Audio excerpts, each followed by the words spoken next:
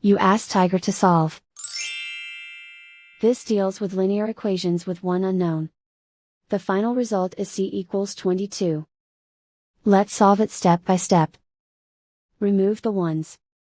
The way variable's sign changes when it is multiplied by -1, its absolute value does not.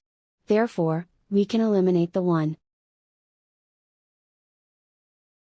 Group all constants on the right side of the equation. Subtract 9 from both sides. Group like terms. Simplify the arithmetic.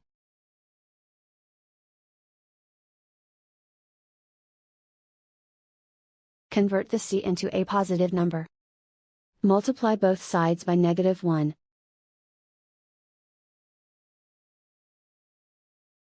Remove the ones. Simplify the arithmetic. And so the final result is c equals 22.